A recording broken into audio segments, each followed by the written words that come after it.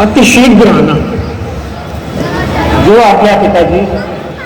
माताजी आपके कल सुबह कितना आनंद प्राप्त होगा जब हम सुबह सभी नदी में स्नान करेंगे और जितने विरक्षक तीर्थ श्रवण कुमार ने हमें करवाए हैं उनका पूर्ण पुण्य हमें मिलने वाला है।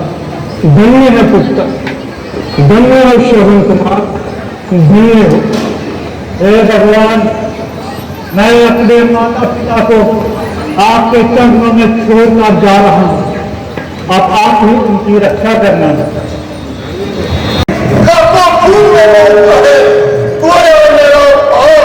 इसकी साक्षात के लिए अपनी सेवा करता है।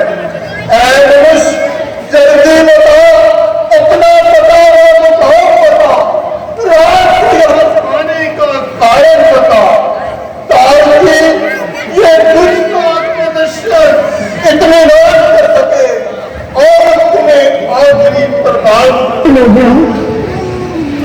यहाँ कोई पता, यहाँ कोई आवाज, क्या कहता है?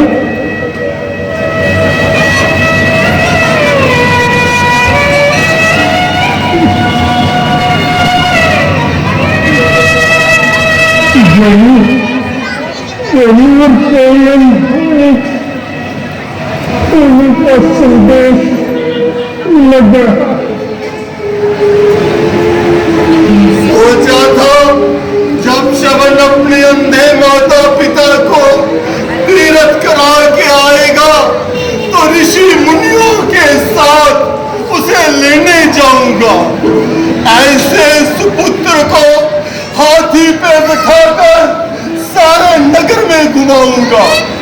उसके हाथों से खूब यज्ञ और भंडारे करवाऊंगा। मगर सब कुछ समाप्त हो गया। मेरी ये सारी सोचें बेकार चली। देवी ज्ञान गति तू भी पुकार, श्रवण कुमार, श्रवण तू तक कोई आवाज नहीं सुनता। किस प्रकार श्री राम सिंह जी ने पूरे इस देश को महाराज की मेरी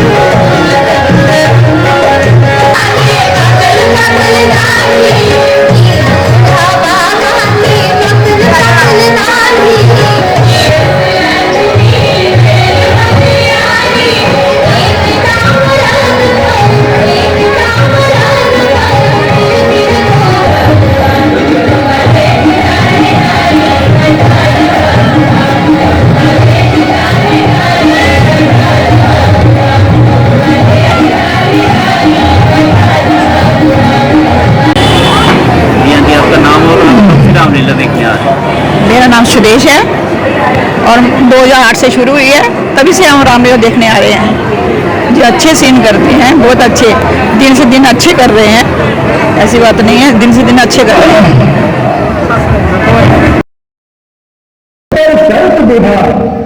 मानो चंदर की गोद में खेलत नाल कुमार, नहीं ये इतना तो अधूरी है। झोरे झोरे काल पर काले काले भाव, जहां चंदन के वृक्ष से निपट रहे हो क्या? नहीं, उतना यह भी मजेदार नहीं। विद्यार्थी बंदा, उतना तो तू दे सकता है, एक छोड़ हजार, परंतु पवित्र होने चाहिए तेरे मनोविचार। गाल पसीजे मत चलत, मस्तक टीका ला, होश चाटने के लिए मणि उगली हो गया। अध्ययन तुम कौन हो तेजस्वी पुरुष? किसी का पता पूछने में कोई बुराई नहीं, जो चाहे सवाल कर, परंतु अपनी चेष्टा संभाल कर। मैं पुष्प ऋषि की अनाथ कन्या हूं। अनाथ कन्या अनाथ कन्या केवल दो शब्द सोचता हूं मैं जो इन शब्दों पे है। एक टूटे में है भैया बंदो, एक तो कुमारी और उस पर अनाथ। संभल संभल प्रति ज्यादा ना मचल, जो तेरे खोटे बात मन में उभर रहे हैं, वो तेरे चेहरे पर आ आकर तेरे भी तत्व की निंदा कर रहे हैं। अगर तू इन्हें दबा नहीं सकता तो याद रख, किसी पे काबू नहीं पा सकता। मृगयानी, मैं समझा ये तपस्वी का देश तुम्हें लाचार करता है कि तुम कुछ उपदेश करो, परंतु हेरती मूर्ति, ये तुम्हारा काम नहीं, ये उन बुरे कसूरों का काम है जो दुनिया से गए गुजरे हैं। तुम ये तो बताओ कि तुमने अपने जीवन के लिए क्या निश्चय किया है? अर्थात वो कौन भाग्यशाली पुरुष है जो इस चंद्रमा से अमृत पिएगा, इस कोमल अंग के उल्लंघन से जिएगा? यदि सीधे शब्दों में मेरे भावी पति का नाम पूछते तो क्या तुम्हारी पंडिताई घट जाती? यदि अश्लील शब्दों से किसी कुंवारी कन्या को ना शर्माते तो क्या अलंकार युक्त प्रतिभा की ना कट जाती? इस पर भी मैं बताती हूँ। अच्युतम केशवम राम नारायणम कृष्ण दामोदर वसुदेव हरिवम श्री धर्म माधवम गोपिका वर्णम जानकी नायकम श्री रामचंद्र नास्तिक विष्णु, नास्तिक विष्णु, अरे राक्षस माता, जब विष्णु के प्रति ये जो बात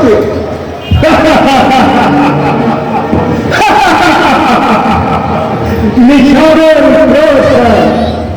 कुर्बान इन गुस्से के फूलों पर हुआ जोगन दवाना, आ गई सुर्खी कपोलों पर। अरे दुष्ट, जिसका नाम लेने से नास्तिकता टहलने नहीं पाती, उसे नास्तिक कहते, तुझे लज्जा नहीं आती? भोली सुंदरी, तुझे क्या खबर? शास्त्रों का ज्ञान तो हमें है, नास्तिक और आस्तिक की पहचान तो हमें है। वेदों के अनुसार पुरुष को एक ही इसकी भोगने का अधिकार है, परंतु विष्णु, लक्ष्मी और सरस्वती का मालिक है और देव आचरण करने से जरूर नास्तिक है। और तू देव कन्याओं का अस्तित्व बिगाड़ने वाला, जन्मे नहाती प्राय स्त्रियों पे पंजे जाने वाला आस्तिक है। ये आज्ञाधिकार मुझे तो आप नहीं लग सकता। क्यों? और सर्वत तो नहीं दोष गोसाई, धुआं काट नहीं नई नुकसाई। इसलिए तू अपनी यौवन अवस्था पर दया कर, अपने ऊपर दया कर। ये तो मेरी स्वार्थ प्रायता होगी। उचित है कि मैं तुझ पर उपकार करूं। मुझ पर उपकार भला हो गया, जले हुए दिल से तुझे श्राप दूं और तुझे दफन करूं, शार करूं, ताकि तेरी जिंदगी का सिलसिला टूट जाए और तू रोज के पापों से छूट जाए। जले पर्वत से मेरा दिल तो हो जलकर दुखी पर्वत, सती की आग से पर्वत बने ज्वाला दुखी पर्वत। मैं मानता हूं कि पवित्र तपोबल द्वारा तुझ में वह शक्ति है कि तू शत्रु को खत्म कर सके, लेकिन इस शक्ति का उत्तम उपयोग कर मेरे साथ चल, क्रोध को जला, राजमहलों का सुख दो। राजमहलों का सुख सत्ता क्या है? होगा ऋषि सुता का जीवन मरण कुटी पर, सोने की तेरी लंका बारूद परम कुटी पर। इसमें क्या शक है? हर दम विराजते हैं जब ये परम कुटी पर, सोने की लाख लंका सबके परम कुटी पर। परंतु इस बात पर भी जरा ध्यान दे, लवण्य ज्योति मुख चंद्र कांति, सधरे शोभा रुकती जवानी, है वृक्ष छाया जल है नदी का, रुकती नहीं है जिसकी रवानी। जाती रही तो बस क्या चलेगा, आशा नहीं ये फिर हाथ आनी। है रूप सुंदरी तू चल साथ मेरे, पूजा करूं तेरी पर जिंदगानी। मंदोदरी को दिल से बुलाया, रानी तुम्हारी है मुख्य रानी। पूरे खुशी से जिसने लगाए, प्यारे पति से मन करम वानी। मेरे लिए जो उसको विसारा, विश्वास खोया अपनी जुबानी। ऐसा ही धोखा मुझसे करोगे, जाती रहेगी जब ये जवानी। और इतने बात तो मुझे 50 बार गुस्सा आ जाता है, परंतु ये तेरे ही प्रेम के वीर है जो गुस्से को रोके रहे हैं। और इतनी देर में तो कोई दूसरा होता तो 100 बार शर्मा जाता, परंतु ये तेरे कठोर बातें हैं जो अब तक मेरे पवित्र हृदय में चूड़ियां घोंप रहे हैं। उठाकर तुझको रखने का अभी अपने गुब्बारे में, जबरदस्ती अच्छी नहीं मगर चाहत के बारे में। जा जा है किस हवा में, जलाकर भस्म कर सकती हूँ अगला इशारे में, मगर मैं श्राप देती हूँ तो रहती हूँ किसारे में। क्योंकि मैंने बड़ी शांति से तप किया है, अगर क्रोध मुझ पर गालिब आएगा तो मुफ्त में मेरे तप का आत्मिक बल घट जाएगा। बड़ा से तू बड़ा दुष्ट और जरूर है, परंतु तुझे जीतने के बनिस्बत मुझे क्रोध को जीतना मंजूर है। शान मेरे वाला शान, क्रोध करती हो और क्रोध को जीतना बुताती हो, जहर पीकर जहर बनाती हो। मैंने कह दिया ना कि मुझसे मैं अभी विष्णु नाम को जल से खोलकर समुद्र में बना दूं तो क्या तू मुझे स्वीकार करेगी?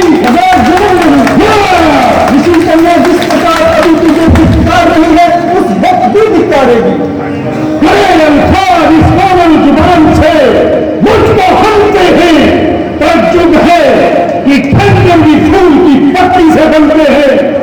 यहाँ की युक्ति पढ़ाई खोपड़ी में बांस लगने पर, पुकारे अपने नाखून में जरा सी घास लगने पर। बस मालूम हो गया कि कभी इस तरह से तेरे मुंह से अच्छा जी ना निकलेगा, कि है जब तक दुनिया सीधी घी ना निकलेगा। और दुनिया ना कभी मौना भी है किसी की, नाखून में लग ना जाए यूं कोई बांस भी की। जितनी चुपड़ी बातें बनाती है और ये नहीं देखती कि तेरे सामने कौन खड़ा है। मैं खूब जानती हूँ कोई चिकना गड़ा है जो विष्णु भगवान का नाम सुनकर भी अपनी हद पर अड़ा है। क्या तुझे खबर नहीं, वो तीनों लोगों का मालिक, बल तेज पराक्रम में सबसे बड़ा है। जो काम मैं करना नहीं चाहता था तो उसी पर मजबूर करती है, इसलिए बार बार उस बहरूपिए के बल पर गलूर करती है। नीचती तीनों काल का हाल जानने वाले अपने स्वामी से हाथ मिलाए, तेरी क्या मजाक? भूल गया 2 जन्म पहले का ज्ञान कर, आखिर तो उसी बहरूपिए की ड्यूटी का द्वार पार था। उस पुरानी बात को रुक के उठा के डाक्टर, क्योंकि अब काबू नहीं पंचायत मुश्ताक पर वो मेरे साथ करना मंजूर है। मंजिल को सो दूर है, अभी उठाकर रख लेता हूँ तुम्हें अपने जमाने में। मैं उससे पहले अपने आप को इस दुनिया से उठाऊंगा। अखिली केवल आत्महत्या करना पाप है। तुमने मुझे बुरी चेष्टा से छू लिया है, अब ये शरीर विष्णु भगवान के योग्य नहीं रहा। इसे छोड़कर राजा जनक के घर जन्म लूंगी और सीता रूप से तेरी मौत का कारण बनूंगी। अछूते केश तूने छू लिए नापाक हाथों से, अभी करना पड़ा इनको जलाकर खाक हाथों से। तूने मुझे यहाँ घसीटा है बेपाक हाथों से, करूंगी मैं तेरे जीवन का किस्सा पाक हाथों से। राजा जनक के घर सिखाई देगी चलती झांकी की, करेगी नाश तेरा, होंगे दुश्मन जान तेरी की।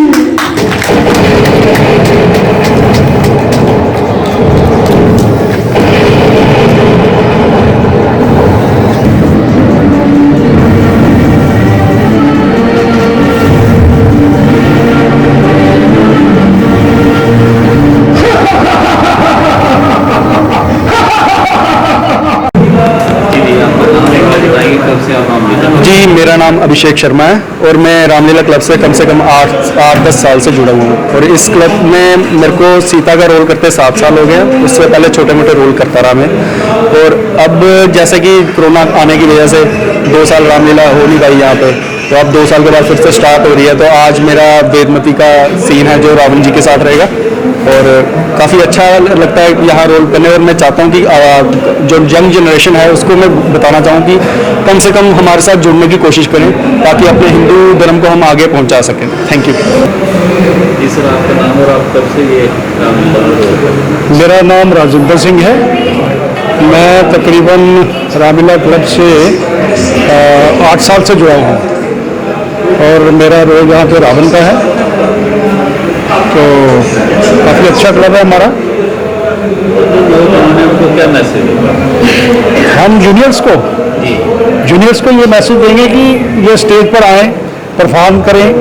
इससे इनको शिक्षा मिलेगी धार्मिक की और साथ में स्टेज पे बोलने का मौका मिलेगा जिससे इनका उत्साह बढ़ेगा। जय श्री राम। हमारा रामलीला क्लब सैनिक कॉलोनी सामाजिक एवं संस्कृत काफ़ी सालों से कंटिन्यूस कर रहा है। आज 15 साल हो गए कंटिन्यूस करते हुए। बीच में एक लॉकडाउन में भी हम लोगों ने एक बार मिस किया। सेकंड लॉकडाउन में भी हम लोगों ने कंटिन्यूस किया। वो पूरे जम्मू में कहीं नहीं हुई रामलीला जो हमारे यहाँ पे हुई है। तो हम लोग के जितने भी आर्टिस्ट हैं, मैं रामानंद सागर के रामायण से तो नहीं कंपैरिजन कर सकता, इतना दावा करता हूँ कि उनसे भी बढ़िया एक्टिंग में है। आप भी अभी देखोगे वेदमती और रावण का सीन आने वाला हमारा, अभी इससे पहले शरवण का सीन था। तो कहना है कि जितने भी हमारे हम लोग कंटिन्यू करते हैं रामलीला में, रामलीला के अलावा बैसाखी के कंपटीशन, बच्चों के ड्राइंग कंपटीशन करवा रहे हैं, वैदिक मंत्रों का उच्चारण कर रहे हैं, कभी मेडिकल कैंप लगवा रहे हैं, अपनी तरफ से कंटिन्यू करते ही रहते हैं। लोहड़ी सेलिब्रेट कर रहे हैं। लोगों को हमें बहाना चाहिए लोगों को इकट्ठा करने का, और हम हमेशा करते ही रहते हैं। अपनी तरफ से कोई भी मौका मिले हम छोड़ते नहीं हैं। चाहे वो लॉकडाउन में था, लॉकडाउन में भी हमारा क्लब और हमारे यहाँ के जो कारपोरेटर थे बीजेपी के, उनके साथ मिलकर को 4.5 लाख रुपए का जो हम लोगों ने यहाँ डिस्ट्रीब्यूट किया था। क्लब हमारा रजिस्टर्ड है। वो जो यहाँ पे हम लोग कोई भी कंट्रीब्यूशन करने किसी के डोर पे नहीं जा रहे हैं। तो मेरे ख्याल में नेक्स्ट टाइम सोचते हैं कि हम भी करेंगे, तो लोगों को बुलावा देने के लिए। लोगों को बुलावा तो ले, यहाँ पाँव रखने के लिए जगह नहीं है। तो हम लोगों ने काफ़ी बार जितने भी जो मिनिस्टर यहाँ रहे, हमारे बीजेपी के रहे, चाहे डिप्टी चीफ मिनिस्टर रहे, हमसे हमेशा बोल के गए कि अगली बार यहाँ पे ओपन जो एरिया में कर रहे हैं उसको ऑडिटोरियम में करके देंगे। तो इस बार भी हम लोग इनको यही इच्छा रखेंगे कि जो अधूरे काम रह गए हैं उनको पूरा करें, ताकि किसी भी किस्म का कोई भी हम लोग फंक्शन ना छोड़ें यहाँ पे। जय।